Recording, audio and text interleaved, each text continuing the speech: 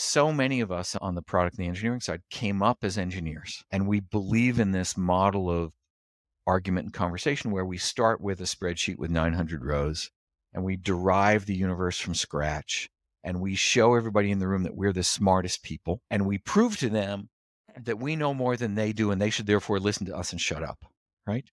To tell my go-to-market partners that they're dumb and they don't understand the market and they should be more patient and I'm smarter than they are all very insulting things, and doesn't hit what they need, which is, how are we going to close this deal this quarter? Or if we don't close this deal, where's the money going to come from? Well, our next release of the product is supposed to upsell our 500 customers to pay us $2,000 more a month. I can do that math. It's $10 million, right? That's the $10 million is what matters, not the upgrade. And so just so much of my coaching is around how we as product folks understand what's important to the go-to-market side, sales, marketing, implementation, finance, so we can frame arguments and discussions in the language that they care about. Welcome to another episode of the Supra Insider podcast. In this episode, we were joined by Rich Mironov. Rich is truly one of the PM OGs. His first PM role was back in 1987, almost 30 years ago, at Tandem Computers. And since then, he's held multiple senior product and marketing positions at established companies. Rich is also one of the OG's fractional and interim product guys, doing interim work before it was cool. Since 2006, he's helped over 12 startups as their interim CPO, including very well-known products like Wealthfront, Stride, Euclid Analytics. And Rich has also been a consultant and advisor to more than 175 early-stage companies and also larger tech firms. And now Rich spends most of his time coaching and mentoring product leaders and also writing in his iconic product blog. In this episode, we went deep on the tensions that product leaders experience with go-to-market leaders. We also discussed some tactics on how to build a healthy relationship with marketing and sales folks as a product leader. We also talked about why a lot of product leaders today are feeling burned out, what's leading to that. And then finally, we ended up with a really interesting discussion of why we think that the higher your product ACV is, the more likely it is that you are working or will operate in a feature factory mode. We really enjoyed this conversation, and I think you will too. Enjoy. Rich, so good to have you here with us. Thanks so much, Marc and Ben. Of course. Thanks so much, Rich. As we were doing some research and getting ready for the episode, we stumbled upon what I thought to be a pretty fun fact. Turns out that when you were studying back in the day in university, you wrote a thesis on dinosaur extinction theories. And I would just love to know what the most interesting or surprising thing you learned as part of writing that thesis paper was. Well, there were really two parts to that. The first, and we need to date this a little bit. So this was 1980 or so, right? And there were these two crazy physicists from UC Berkeley, a father and son team named Alvarez, who put forward this odd, outlandish theory that an asteroid had hit the planet and kicked up enough dust to create this winter for 3 or 4 or 10 or 100 years and killed all the dinosaurs. And everybody thought that was just nuts. But they were starting to turn up some actual physical evidence. There's a layer around the Earth at exactly the place the dinosaurs become extinct with some elements in them that mostly come from asteroids. And so I got to write a paper about that because it was cool and interesting. The other part of it was the head of my department and I, the head of the physics department at my university, agreed that I could graduate. He didn't care what was in the thesis as long as I didn't pursue any advanced PhD level work in physics. And that worked for me. I went on to be a software developer at COBOL for a few years in the early 80s. So, they didn't see me as a physicist and neither did I. Amazing. Thanks for sharing that. So yeah, what an interesting time. We grew up just everyone taking it for granted that event happened the way you just described it. But it's funny to think that it used to be groundbreaking and controversial to accept I think every 30 to 40 years, there's a major wrench. There's a major change in how physicists and other scientists see the world. And then we all start to believe the theory. And then we come up on the next thing. And it turns out that it wasn't really as right as we thought it was. Yeah. Similar to probably what's happening in the product management, thought leadership space. Bring your best skeptical view of the world forward. And as a product person, that's really served me very well because almost everything everybody tells me isn't quite as true as they think it should be. Speaking of product topics, I know one topic that you're passionate about is, and I think, Ben and I have both worked in early stage startups as product leaders. But yeah, it's that tension, sometimes healthy, sometimes unhealthy, between product leaders and go-to-market leaders, especially a lot Sure. of the sales side of the company. So yeah, I'd love to get your thoughts. And, can you share a little bit more about that tension, what you've seen throughout your career, and maybe like what are the main causes for that tension? Sure. And to frame that, so I did 6 sort of bare metal VC-backed pre-A round startups in my day. 4 of those we file under character building and good life lessons because nothing else came out of it that I'm proud of other than meeting really cool people. In the early days of a startup, especially the enterprise or B2B ones that I worked on, there's such a demand for revenue. The backers, the investors, the VCs are always calling to find out if you had product market fit, or always calling to find out what the deal was that you just closed. They're always asking about money first in every board meeting, on every phone call. And so when the sales team, if you have a sales team yet, spots a prospect with money, they're all over it because that's the first qualifier. Do they have money? Do they have a budget? The secondary questions, do they want what we're building? Are they in the right segment, target market, whether very much secondary. So when a salesperson comes into our early stage startup and says, I just got off the phone with JP Morgan Chase, and they told us that if we could deliver teleportation by a week from Friday, they would sign a contract for $1 million. Suddenly, almost everybody on the go-to-market side pivots from whatever we were doing before to whatever that customer wants, because the alternative is that we all lose our jobs and go home. So I have great empathy. I have great, understanding of the push for revenue. On the other hand, no company scales if they got 5 customers using 5 different things out of 5 branches of the code line for 5 different uses, and none of them particularly work. Right? So the way we're going to succeed, the way we're going to grow our startup is to be narrowly focused and stay on topic and sell to the people who are qualified and can use our stuff. Almost none of those words are ones that the go-to-market team will remember. As soon as the phone call rings, the email comes in, the website visit happens from somebody with money. That we call it amnesia, right? It wipes their brains clean. And that's what happens. It's not blame, it's description. But as a product person, as somebody on the maker side with the designers and the developers, we've got to fight every day to stay with our ideal customer profile, to stay with the folks who can use the thing that we're designing so that it has some chance of succeeding and growing. I think that narrative arc resonates a lot, so I don't disagree with it. I think one thing I've been thinking about in recent years is just the role of incentives and just like Yes. shaping the way that people behave. Yep. And on the surface, product managers and designers and engineers should theoretically be just as incentivized to set the company up for success as the go-to-market and the sales folks on the team.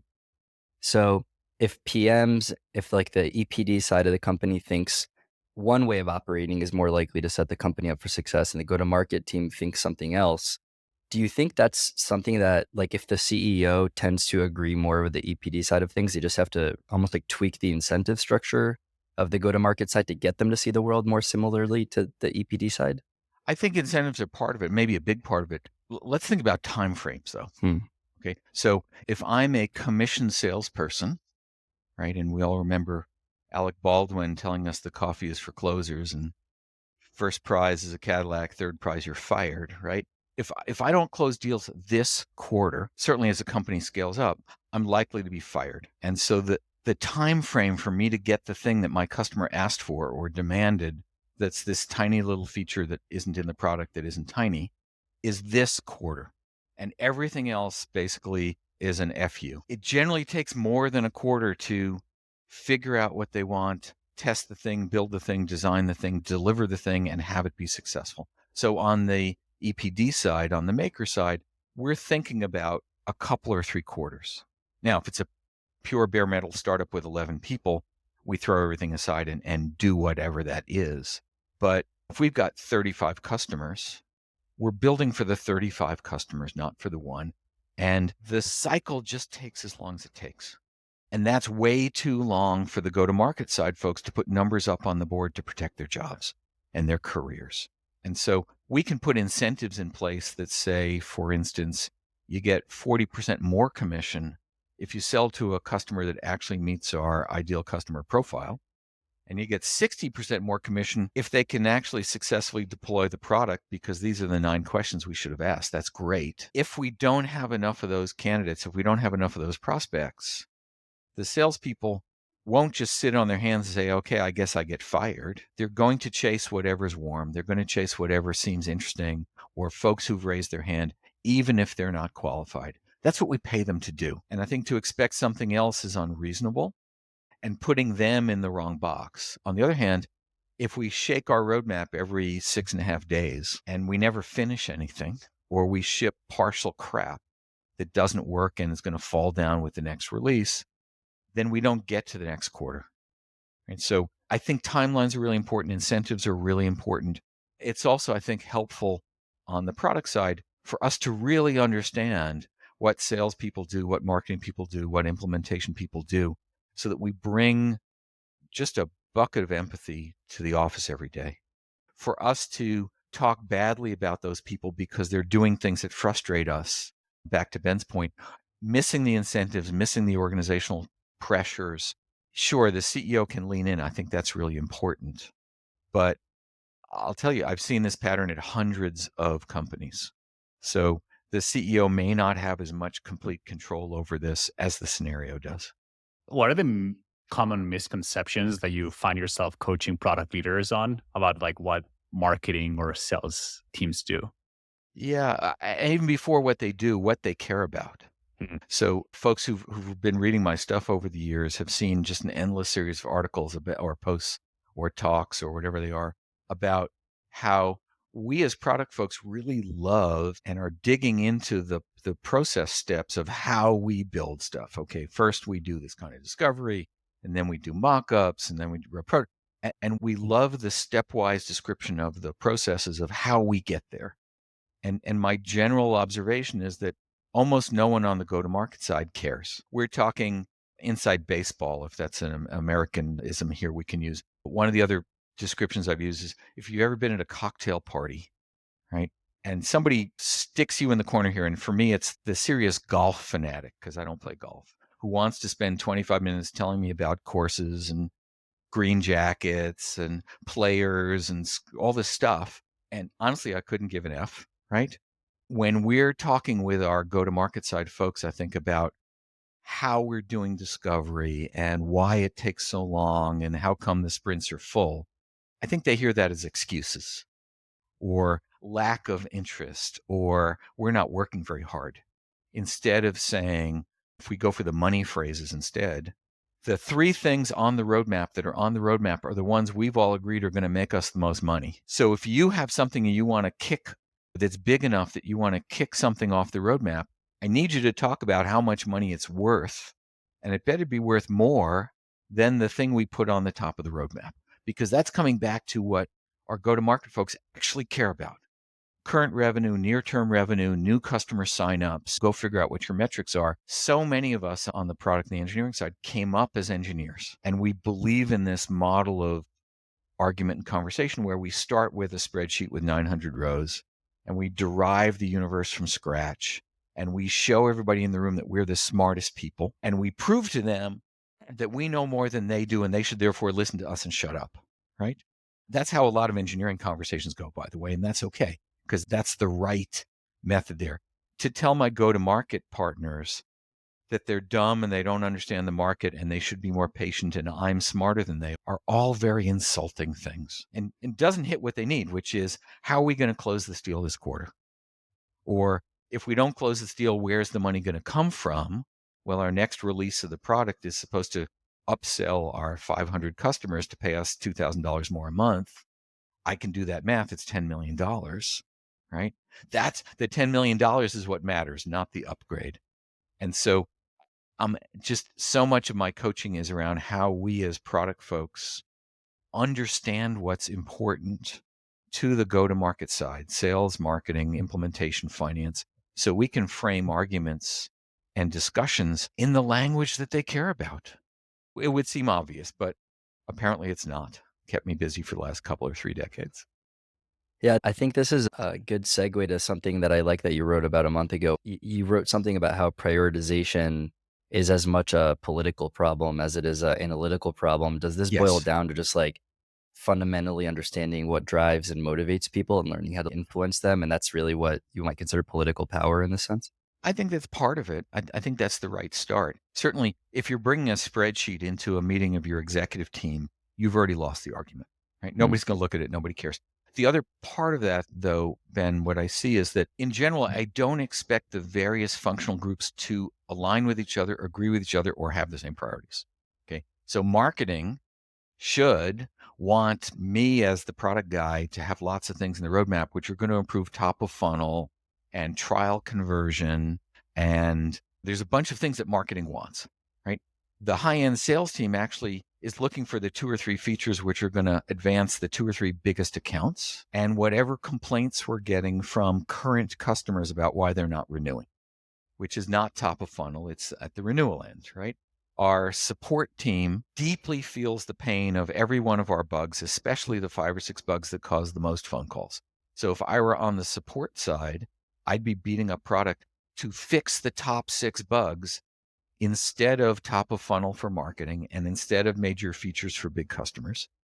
So what I see is that each of the functional groups brings their own list forward. And so if I could sit on my hands and wait for them all to agree, well, gosh, I'd be 150 years old before that happens, right? So we're going to get into personal politics. We're going to get into incentives. We're going to get into some allocation. There's good tools here where I go back to my support team and I say, rank the top 20 bugs that you think we need to fix, and we'll fix them vaguely top to bottom, the first 3 or 4 or 5. Unless they're really hard, we'll skip one, right? And that's all you get. We're going to spend 150 story points this quarter, whatever it is, on fixing bugs. So you better pick the ones that are causing the most pain for you, because you can't have the entire R&D budget for support. Then we go back to marketing. We negotiate how much marketing is going to get and for what. And we're going to keep coming back to goals and OKRs and outcomes and money, because marketing's only going to get 3 things this month or 7 things this quarter. I don't know what the number is. And they're always going to be dissatisfied. So I never expect the executives on the go-to-market side or outside of the EPD side to be happy. I only expect them to be simmering quietly enough that we can get stuff done. Yeah. On the note of not being able to keep them happy, I'm just curious if your thinking over the years has evolved at all on how the go-to-market leaders view just like the role of product management. Do they Yep. see that it's almost an impossible job in a lot of ways? And do you think that there's a growing sympathy or empathy for just like the difficulty of the PM role when they're being pulled in so many directions? I don't see that. So again, let me separate the world a little bit. In the B2C space, where you deal in very large numbers of small transactions, you've got a streaming music service and you need 10 million people at €5 a month. I think you get a lot more alignment there because the product is the business. And if we can make a bunch of improvements, there may not even be a sales organization. And the marketing organization is thinking about aggregate numbers in the hundreds of thousands. So we're all having the same language about improvements top of funnel, improvements bottom of funnel, improvements renewal. And the goal is to hit a number, but any one customer doesn't matter so much that they have the CEO's phone number or email address or Slack, right? In the enterprise space where it's much lumpier, a lot fewer deals we're going to close. And each one of those is on the board of directors' radar. So the board of directors is calling your CEO up at least once a week saying, what's going on with that HSBC bid or the NTT Telecom Japan bid? Because that's either going to make or break the quarter and people are going to get fired. So in the enterprise space where I live, I really don't see that the go-to-market folks have a deep, abiding, yearning hope to understand how we do and what we do. It's just not that important to them. But we have this emotional need to have people love us and tell us we're doing a good job and pat us on the head and appreciate us and tell us we're smart. And there are organizations where that happens, especially where the CEO's done some product work or some engineering work. But on average, 60%, 70% of the companies I've worked with over the decades, it's just not that important to the folks across the aisle. And our expectation that it is, I think, is fundamentally wrong. And over time, either being an interim product or coaching product leaders, are there any tactics that have surprised you of how effective they've been for either helping go-to-market leaders build empathy for what product does, or the other way around that has really helped strengthen those relationships? Yeah, a lot of tools, and I think of them mostly in the behavioral category because I don't think this is an intellectual discussion. I don't think we sit down with a bunch of flowcharts and teach them and lecture them and make them understand us in a way that we want to care about. So we want to think about the behaviors that they're driving. Ben's comment about incentives is exactly right. If we pay our salespeople to close any deal with any customer, that's what they're going to do. So we're going to have to get into incentives. Even more than that, let's talk about trade-offs. Because the essential work, I think, of heads of product, CPOs, VPs of product, is to drive good trade-offs at the executive level that, again, don't leave everybody happy, but leave us on a better path than poorer choices. There was a thing I invented decades ago, started from, I think, 2003. The VP of sales and I are still friends, really bright guy, knows his stuff. We established a thing I called the magic bullet, right? I had somebody give me an empty shell casing, and we can do that here in the US, right? And I gave him the shell casing. I said, Stuart, this is your magic bullet, and it's good for one engineer week each quarter for anything you want. So come to me anytime in the quarter, and if the thing is small enough that one engineer can do it in a week, give me this token. I take it out of your desk, give it to my desk, and you can have it. Now, why was that useful? Because it empowered him to make a better choice about where we're going to spend our scarce off the plan resources, ideally for the deal that closed the most money for the company, because he got paid on total revenue, not on an individual deal. And he was on all the pipeline calls, so he knew which deals were going to close, and he knew which sales reps were telling the truth. And he had some sense of which deals were going to be tipped over into the closing side with a little extra help. And what did that do for me? Did two things for me. One was every time one of the sales reps came to me and said, I want, it's really important. This is the biggest deal of the century. If you liked me, you would do X, right? And I got to say, well, if you can convince your boss who's comped on full revenue for the company and has been following this deal for the last 9 months, and he tells me that it's the most important, I'm your kid. It's all there. But don't try to snow me like every other salesperson has done in the last 3 days, because all of you can't all at the same time have the biggest deal of the century. And it provides some clarity. And at the end of the first quarter, what we figured out was the head of sales had actually chosen the wrong deal and had us work on a feature for the wrong deal, which never closed. And there were some other deals that were lost. And suddenly the pain of making good choices was shared between sales and product instead of throwing us under the bus. And so there's pie charts, there's trade-offs. Whenever somebody on my team is trying to present a trade-off, I always have them start with what we've already committed to, because there's no white space. There's no engineers sitting around waiting for more work to do at any company I've ever seen. So if we're going to do something new, you guys have to help me pick which of the things we're going to cancel, right? And suddenly all the money comes back up and the decisions come back up and the strategy comes back, and we can have a thoughtful discussion about whether the new thing that's shiny and everybody wants to do today is worth more than the thing we're going to postpone for 2 quarters. And that's what's real. I think there's this misconception with people that maybe haven't been in the seat of a product manager or product executive that really great product managers and product leaders make that trade-off decision feel less painful. Yeah. They make it feel more smooth. And what I think one of the big adjustments I always have to almost like normalize with my cross-functional partners is, look, if it didn't hurt, it wouldn't really be prioritization.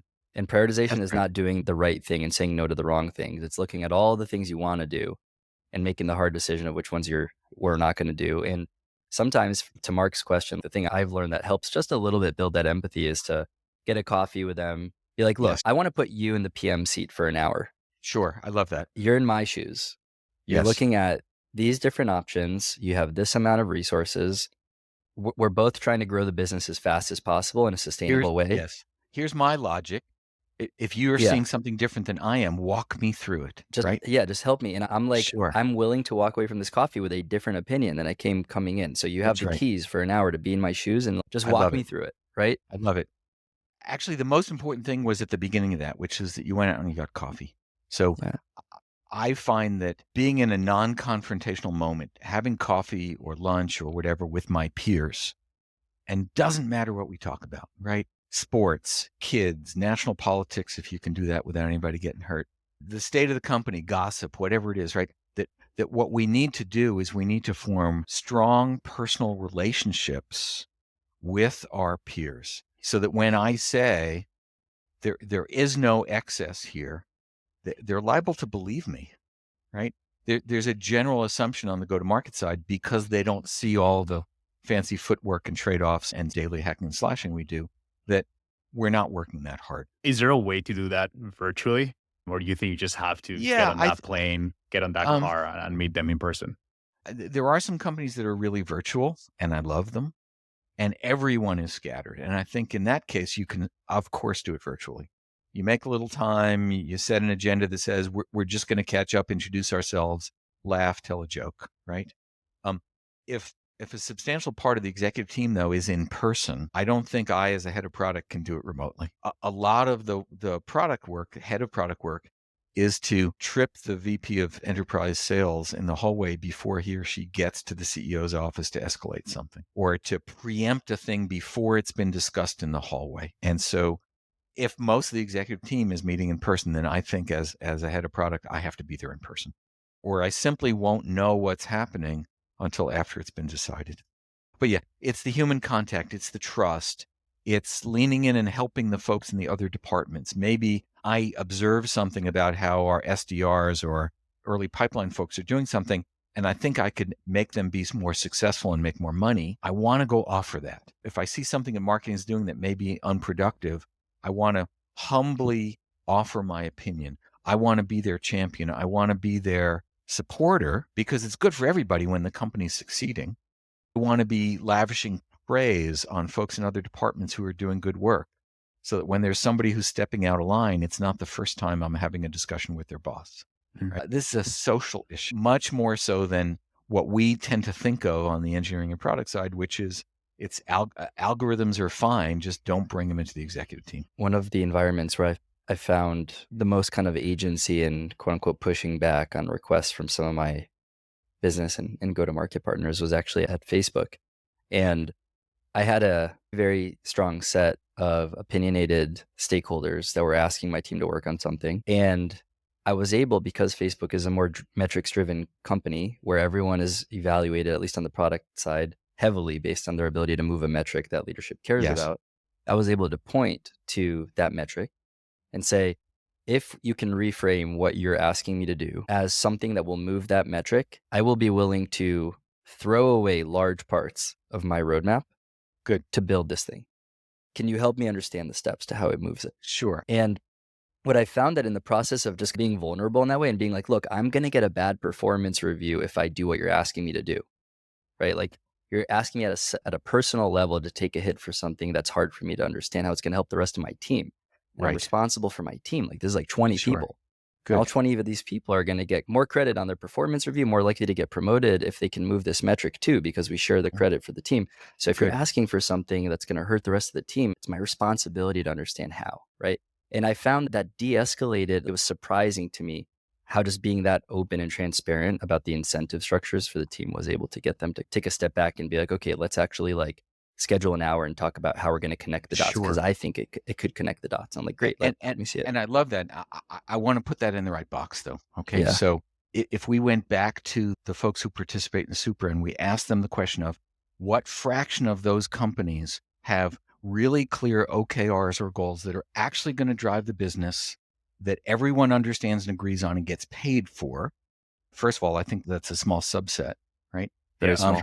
Very small. And again, because I'm an enterprise guy, in a space where it takes 18 months to close a deal, an attribution of that deal is nearly impossible because they made 40 visits to the website and 15 customer sales calls, and they've tried the product for 6 months and they've made 15 enhancement requests, right? The idea that we can tie this feature, if it's small to medium, with that revenue, I think is challenging, right? And again, the time frames are important because if I'm only going to close 24 deals this quarter at $1 million a piece, that really changes it. I mean, the Facebook model or the Amazon online e-commerce model, where you can run an experiment to 99.2% accuracy in an hour because you have 100,000 people visiting that page or that app, is, I think, scientifically different from, we have 22 deals in the pipeline. We need to close 16 of them. And here's the 16 distinct lists of things that we think we need to do for 16 deals. I find attribution really hard, especially in future attribution, right? I have to predict how many deals this is going to close or how many users this is going to upsell in a system that's slower than that. What I see is that beautiful alignment right out of Christina Wodke's book, right? Or whoever it is a precious thing in a minority of situations. And I wouldn't generalize from Facebook or Meta to anyone in my space. I agree. I was talking to someone who's on the job search right now, and they feel really insecure about how they've never worked at a company that does product, quote unquote, the right way. And I'm like, take a step back. There's a lot of brainwashing, or there's a lot of storytelling in the public narrative right now about how there's a right way to do product management or a wrong way to do product management. I feel like it's just not helpful for a lot of people to hear that. I agree completely. In fact, deep-seated imposter syndrome that almost every head of product that I've ever worked with, including myself, has, is partly fueled by this sort of TikTokification of, here's the answer, right? Here's the spreadsheet, here's the template, here's the operating principles, right? We're going to have a product operating system, whatever the F that means, right? And we're going to do it the right way. This goes back to the failure of big A agile. Okay, so I'm an agilist. I've been working in agile since maybe '04. The essence of agile isn't that you follow these set of steps. The essence of agile is you follow some steps, you try some things. Every week you sit down, you figure out what's not working, and you adapt your local process to the people, the problem, the rhythms, the whatever. And what you end up with doesn't look like anyone else. You could pick up that Spotify paper from 2012 that talks about squads or tribes or whatever it is. Yeah. I happen to know from a lot of Spotify folks, even in 2012, most of them weren't doing that anyway. And at Spotify, most people aren't doing that today. But I see people bring forward the books or the papers that say, here's the 2 tablets, here's the answer. And I've simply found that as a mostly failed approach, because every organization is different. They've got different rhythms. They've got different customers. They've got different problems. And that the behavior and history of the executive team, in my view, has much more to do with what's going to work than with somebody who's published a book. Absolutely. Yeah. Yeah. I think, those posts of how Figma builds product or how Ram builds product are extremely dangerous, especially when people don't go deep into understanding the context, what is unique about those founders, what makes the company special. And whether that's actually true. There's something I'm always encouraging folks who are interviewing for jobs at Company X. Find someone who's not on the interview roster, who's either connected to you directly with LinkedIn or one hop, maybe through me or somebody you know. Get them on the Zoom or the phone or the Teams or whatever you're using, and spend a half hour asking them what's true. Did the CEO have a bad childhood? Okay, that's a red flag, right? Are most of the product folks looking for jobs outside the company? That's a red flag. Do you personally feel like you're in a feature factory and the product and engineering teams don't actually get to set their priorities? Okay, may not be so good. What we read about tends to be ultra processed, the way I think of food in the supermarket, right? It's been reviewed maybe by the PR team. It puts the best face. It skips a lot of the facts. It doesn't set the context, right? I just was reading a piece about how to monetize AI, and it was context free. Okay. And every one of the examples was high volume consumer or high volume individual departmental stuff that doesn't apply to most of the folks I coach. Because in the enterprise space, you're going to give away AI in order to sell more $1 million systems, maybe. So much of what I read is narrow and unhelpful. And it just feeds the same narrative that I'm not worthy, I'm not doing it right, somebody else is doing it perfectly. It's very rare. Maybe 2 or 3% of the companies out there are doing it that way, and half of them are succeeding. I think it's toxic. Yeah. Speaking of toxic, maybe shifting gears a bit. Sure. We have about 300 people now at Supra. And I think something that's interesting or surprising is how unhappy a lot of people are in their current jobs. And not only that, but also a lot of these people are asking big questions like, should I be doing product for the rest of my life? Do I really want this Yes. life for forever? Like, if I'm Yes. already suffering in my job, why don't I start a company, or why don't I just get more control over my time and become a fractional head of product? And I know you recently wrote an article, I think you titled it CPO Burnout. So I'm Yes. curious what sparked that article. And then what do you think are the main causes why so many people are feeling Yeah. that way? I have a privilege, which is I spend 5 or 6 hours every week one-on-one with VPs of product and chief product officers and directors of product. And honestly, they're telling me what I'm writing about, right? So much of this is lifted directly from those conversations over and over again. What I hear, what I see, what I've experienced is that we tell ourselves a story about how we're the most important people at the company. We tell ourselves a lie about how we're the CEO of the product.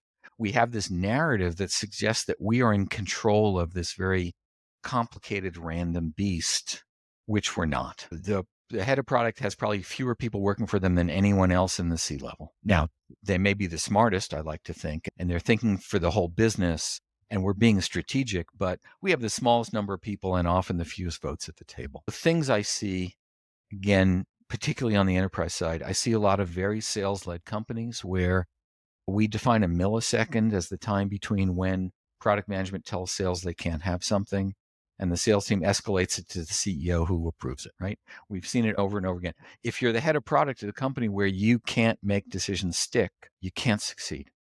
If you're the head of product at a company where you've recently come in and there's 15 years of custom development behind you and your 200 customers each have one of 200 code lines and they're all in the cloud, you just have 200 instances of 200 apps, single tenant, it's really hard to ship an update that's going to fix anything because 20 of those customers are doing something using the bug that you fixed as an intentional thing, and 20 more won't want to go ahead, and 20 more have a 5-year test cycle, right? If you're believing that most product folks are at companies where product leads, then you're not living in my universe. Simply not, right? In your Go view, ahead, Ben. what's the actual percent, Rich? Like, do you think it's like in my head, if I really had a gun to my head, I'd probably say somewhere between 5 and 15% of companies are maybe truly product led?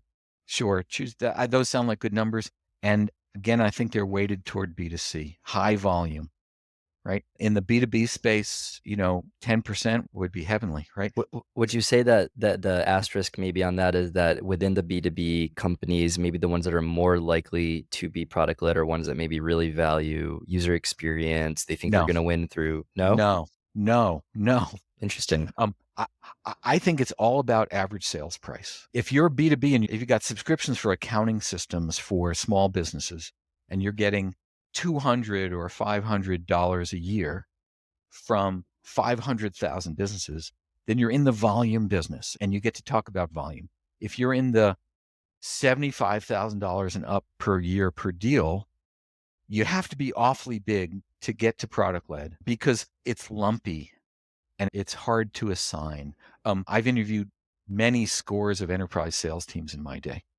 And the number one reason every one of those sales teams closed big deals is because they're great salespeople. It's true. Just ask them, right? And the two reasons we lost, every one of the ones we lost were a shortage of 5 or 10 or 30 features that we needed and the price was too high. Okay. I'm exaggerating on purpose, but the idea that the sales team is going to roll over and say, we lost this deal for bad salesmanship, very rare. So if there's a $240,000 deal, you guys know the conversation we're going to have, right? They need this one thing. It's not so hard. There must be room in the backlog. There must be room in next week's sprint.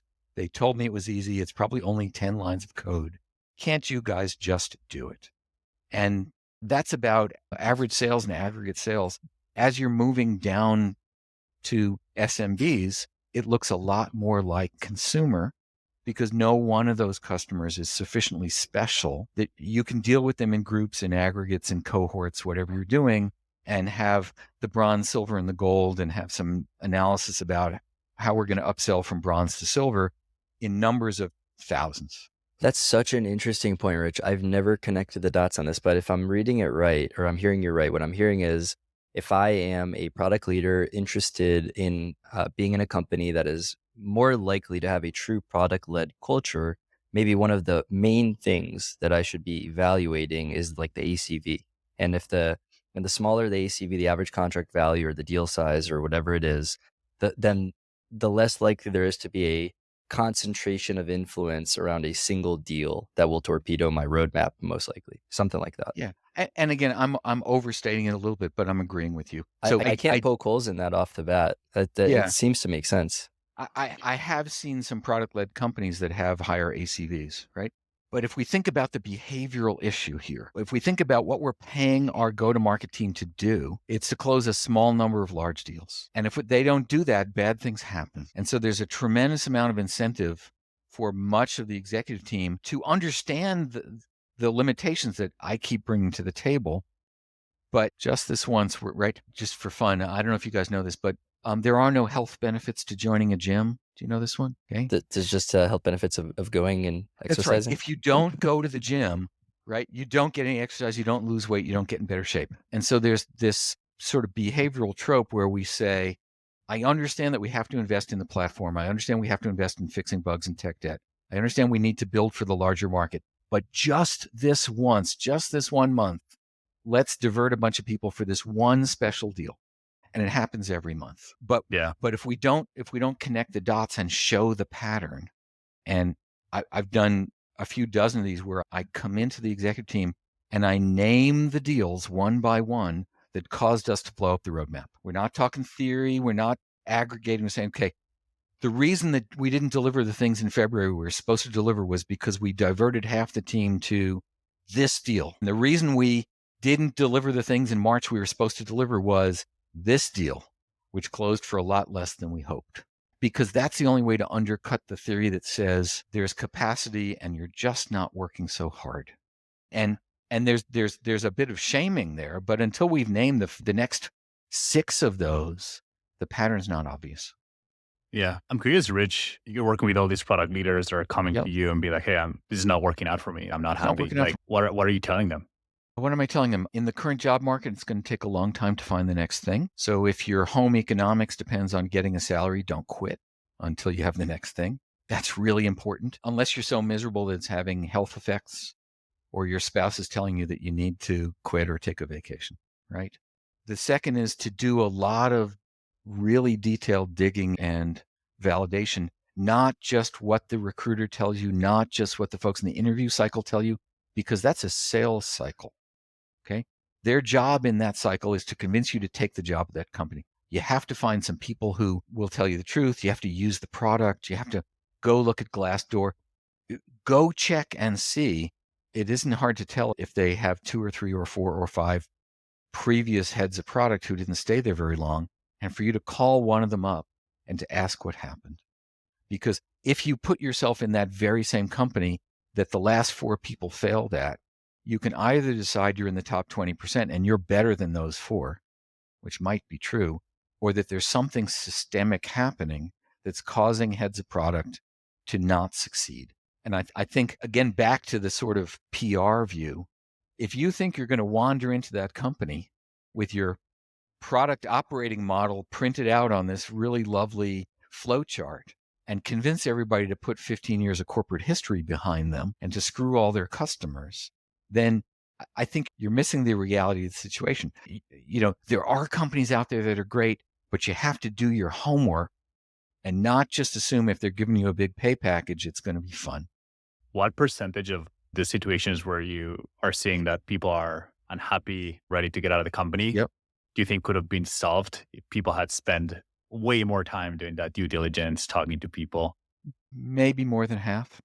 There's a lot of other world events that happen. So for instance, I was just talking to somebody yesterday who's loved her job for the last 3 years. She's been tremendously successful as a head of product, and they just got acquired by a private equity firm, and they're rolling up 3 of their competitors, and they're doing a layoff of 30%, and they're going to favor big deals over product value for the next 2 years until they can flip that company and make their money.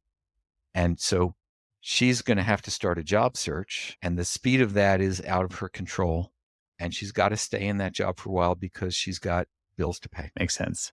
I know we're coming up in time, but sure, the way we usually like to wrap the podcast is by 2 quick questions for you. And the first one is, where can people find you? Cleverly, my last name is my domain, and my email address is rich@mironov.com. And I'm on LinkedIn, and I'm on all the platforms. Look for me. I'm not hard to find. Amazing. And how can our audience be helpful to you? I'm always looking for a few things. One is really cool startups where I could donate a little of my time because they're doing something good for the planet. The second is heads of product or senior product folks, directors and up, who are looking for coaching, again, not around algorithms, but around how to survive and thrive in the organization. And then sometimes I help those companies who've, let's say they misplaced their last three heads of product. Either those people walked out the door and didn't explain themselves, or they fired the last three and don't know why. I help some of those companies do an assessment of what they need, and then I run the interview cycle so that we actually get them some candidates that might succeed in the job. Amazing. We'll link the website and also some of the articles that we discussed in the Sure, show that'd be notes. great. Thanks. But thanks so much, Rich. This has been a lot of fun. And because you're constantly tapped into other leaders, we'd love to have you on maybe in a few months and have you tell us what you're hearing in the market too. If you want to keep coming and dropping some knowledge, I think we'd always love to hear it. Love to do that, and love to have some way better news in a few months. Love it. Thank you so much, Rich. If you enjoyed this conversation, please share it with someone who you think would benefit from it as well. We really appreciate it. We'd also love a follow or a rating on Substack, Spotify, or YouTube. That's going to let other people find us. And if you have any topic recommendations for a future episode, please send myself or Mark a DM on LinkedIn. We'd love to hear from you. Thanks.